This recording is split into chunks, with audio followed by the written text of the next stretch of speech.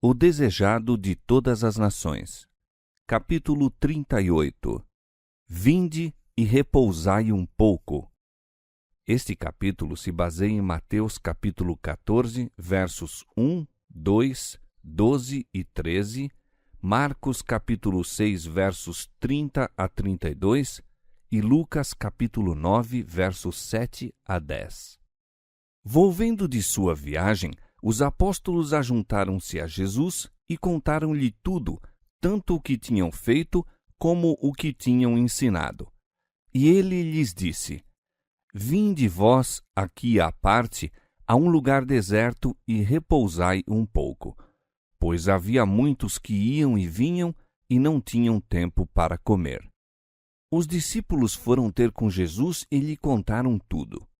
Sua intimidade com ele os animava a expor-lhe os incidentes favoráveis e os desfavoráveis que lhe sucediam, sua alegria ao ver os resultados de seus labores e a tristeza que sentiam em face dos fracassos, das faltas e fraquezas de sua parte.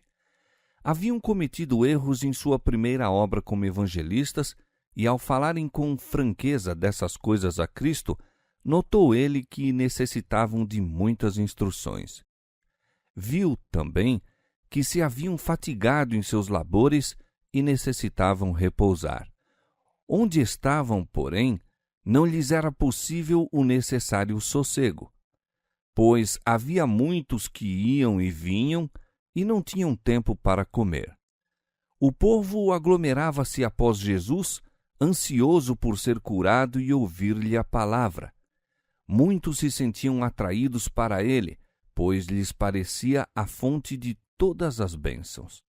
Muitos dos que então se apinhavam em torno de Cristo para receber a preciosa graça da saúde, aceitavam-no como seu Salvador. Muitos outros, atemorizados então de o confessar, por causa dos fariseus, se converteram por ocasião da descida do Espírito Santo e perante os irados sacerdotes e principais, reconheceram-no como o Filho de Deus. Agora, porém, Cristo ansiava um retiro, para que pudesse estar com os discípulos. Tinha muito que dizer-lhes. Em seu labor, passaram pela prova da luta e enfrentaram oposição em suas várias formas. Até então haviam consultado a Cristo em tudo. Tinham, porém, estado sós por algum tempo e ficado por vezes muito perplexos quanto ao que deviam fazer. Tinham recebido muita animação em sua obra, pois Cristo os não enviara sem o seu Espírito, e pela fé nele operaram muitos milagres. Necessitavam, todavia, alimentar-se agora do pão da vida. Precisavam retirar-se para um lugar solitário, onde pudessem estar em comunhão com Jesus e receber instruções quanto à sua obra futura. E ele disse-lhes: Vinde vós aqui à parte, a um lugar deserto, e repousai um pouco. Cristo é cheio de ternura e compaixão para com todos os que se acham ao seu serviço. Queria mostrar aos discípulos que Deus não exige sacrifício, mas misericórdia. Eles haviam posto toda a alma no trabalho em favor do povo, e isso lhes estava exaurindo as energias físicas e mentais. Cumpria-lhes descansar. Como os discípulos houvessem visto o êxito de seus labores, estavam em risco de atribuir a honra a si mesmos, em risco de nutrir orgulho espiritual, caindo assim sob as tentações de Satanás. Achava-se diante deles uma grande obra e, antes de tudo, deviam aprender que sua força não se encontrava neles mesmos, mas em Deus. Qual Moisés no deserto do Sinai, qual Davi entre os montes da Judéia e Elias junto à fonte de Querite, necessitavam os discípulos pôr-se à parte das cenas de sua tarefada atividade para comungar com Cristo, com a natureza e com o próprio coração. Enquanto os discípulos haviam estado ausentes em sua viagem missionária, Jesus visitara outras cidades e aldeias, pregando o evangelho do reino. Foi mais ou menos por esse tempo que ele recebeu a notícia da morte do Batista. Esse acontecimento apresentou-lhe vivamente a ideia do fim a que seus passos o conduziam. As nuvens adensavam-se em torno da vereda que percorria. Sacerdotes e rabinos espreitavam para tramar-lhe a morte, espias lhe rondavam os passos e multiplicavam-se por toda parte as conspirações para cavar-lhe a ruína. A notícia da pregação dos apóstolos através da Galiléia chegara a Herodes, chamando-lhe a atenção para Jesus e sua obra. Este é João Batista, disse, ressuscitou dos mortos, e exprimiu o desejo de ver a Jesus. Herodes estava em contínuo temor de que se tramasse secretamente uma revolução com o intuito de o destronar e sacudir o jugo romano da nação judaica. Entre o povo, lavrava o espírito de descontentamento e insurreição.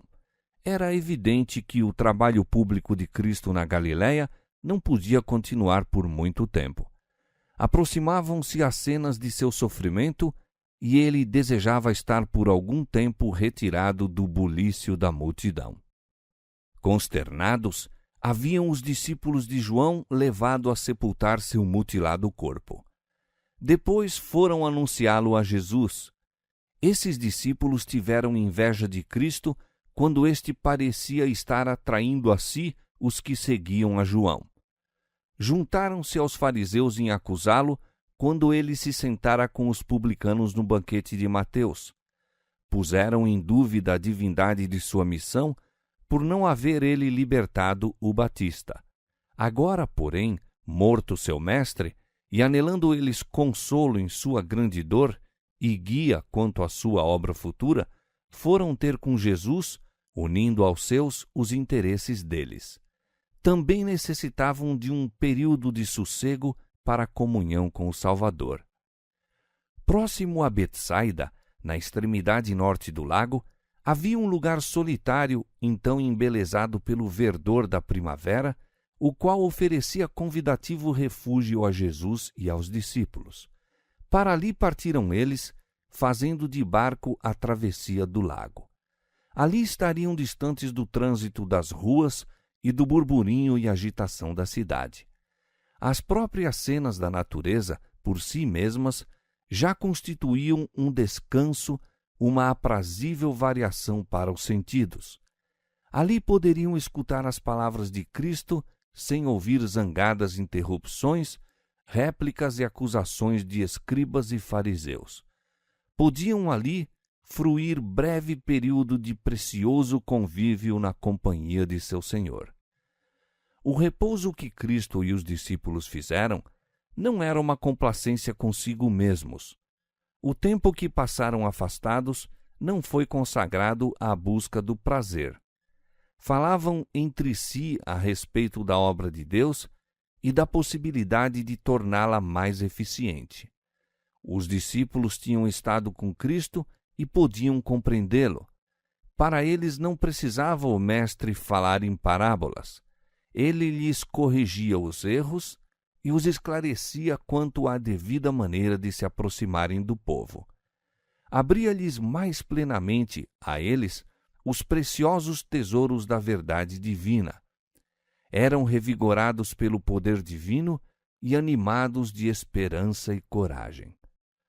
Embora Jesus tivesse poder de operar milagres e houvesse outorgado aos discípulos o mesmo poder, dirigiu seus extenuados servos a um lugar à parte, no campo, para ali descansarem. Quando disse que a seara era grande e poucos os obreiros, não acentuou para os discípulos a necessidade de incessante labuta, mas disse: rogai, pois, ao Senhor da seara que mande ceifeiros para a sua seara. Mateus capítulo 9, verso 38. Deus designou a cada um a sua obra, segundo a sua capacidade, e não pretendia que uns poucos ficassem sobrecarregados de responsabilidades, enquanto outros não têm nenhum fardo, nenhuma angústia de alma. Efésios 4, versos 11 a 13. As compassivas palavras de Cristo dirigem-se hoje aos obreiros da mesma maneira que aos discípulos outrora. Vinde vós aqui à parte e repousai um pouco, diz aos que se acham fatigados e esgotados. Não é sábio estar sempre sob a tensão do trabalho e da excitação, mesmo em atender às necessidades espirituais dos homens, pois por essa maneira é negligenciada a piedade pessoal, ao mesmo tempo que se sobrecarregam as energias mentais, espirituais e físicas. Exige-se a abnegação dos discípulos de Cristo e são precisos sacrifícios. Convém, todavia, cuidar para que, mediante seu excesso de zelo, Satanás não se aproveite da fragilidade humana e seja prejudicada a obra de Deus. Na opinião dos rabinos, o mais alto grau da religião mostrava-se por contínua e ruidosa atividade. Dependiam de alguma prática exterior para mostrar sua superior piedade. Separavam assim sua alma de Deus, apoiando-se em presunção. O mesmo perigo existe ainda hoje. À medida que aumenta a atividade e os homens são bem-sucedidos em realizar alguma obra para Deus, há risco de confiar em planos e métodos humanos. Vem a tendência de orar menos e ter menos fé. Como os discípulos, arriscamo-nos a perder de vista nossa dependência de Deus e buscar fazer de nossa atividade um Salvador. Necessitamos olhar continuamente a Jesus, compreendendo que é seu poder que realiza a obra. Conquanto devamos trabalhar ativamente pela salvação dos perdidos, cumpre-nos também consagrar tempo à meditação, à oração e ao estudo da Palavra de Deus. Unicamente o trabalho realizado com muita oração e santificado pelos méritos de Cristo demonstrar-se-á, afinal, haver sido eficaz. Nenhuma outra vida já foi tão assoberbada de trabalho e responsabilidade como a de Jesus. Todavia, quantas vezes ele estava em oração! Quão constante sua comunhão com o Pai repetidamente na história de sua vida terrestre, se encontram registros como esses. E levantando-se de manhã muito cedo, fazendo ainda escuro, saiu e foi para um lugar deserto e ali orava. Ajuntava-se muita gente para o ouvir e para ser por ele curada das suas enfermidades. Porém, ele retirava-se para os desertos e ali orava. E aconteceu que naqueles dias subiu ao monte a orar e passou a noite em oração a Deus. Marcos capítulo 1, verso 35, Lucas capítulo 5, versos 15 e 16, capítulo 6, verso 12. Numa vida toda voltada ao bem dos outros, o Salvador achou necessário afastar-se dos lugares movimentados e da multidão que o acompanhava dia a dia. Precisava retirar-se de uma vida de incessante atividade e contato com as necessidades humanas para buscar sossego e ininterrupta comunhão com o Pai. Como uma pessoa identificada conosco, participante de nossas necessidades e fraquezas, dependia inteiramente de Deus e, no lugar oculto de oração, buscava a força divina a fim de poder sair escudado para o dever e provação. Num mundo de pecado, Jesus suportou lutas e torturas de alma. Em comunhão com Deus, podia aliviar as dores que o esmagavam. Ali encontrava conforto e alegria. Em Cristo, o grito da raça humana chegava até ao Pai de infinita piedade. Como homem, suplicava ao trono de Deus até que sua humanidade fosse de tal modo carregada com a corrente celestial que pudesse estabelecer ligação entre a humanidade e a divindade. Mediante contínua comunhão, recebia a vida de Deus de maneira a poder comunicar vida ao mundo. Sua experiência deve ser a nossa. Vinde vós aqui à parte, convida-nos ele. dessemos nós ouvidos às suas palavras e seríamos mais fortes e mais úteis. Os discípulos buscaram a Jesus e lhe contaram tudo, e ele os animou e instruiu. Se dedicássemos hoje tempo a ir ter com Jesus e contar-lhe nossas necessidades, não seríamos decepcionados. Ele estaria à nossa mão direita para nos ajudar. Precisamos de mais simplicidade, mais confiança em nosso Salvador. Aquele cujo nome é Deus Forte, Pai da Eternidade, Príncipe da Paz, aquele de quem se acha escrito: o principado está sobre os seus ombros, é o maravilhoso Conselheiro. Somos convidados a pedir-lhe sabedoria. Ele a todos dá liberalmente e o não lança em rosto. Isaías capítulo 9, verso 6 e Tiago capítulo 1, verso 5. Em todos quantos se acham sob a direção de Deus, deve-se ver uma vida que não se harmonize com o mundo, seus costumes ou práticas. E todos têm de ter experiência pessoal da obtenção do conhecimento da vontade divina. Precisamos ouvir individualmente sua voz a nos falar ao coração.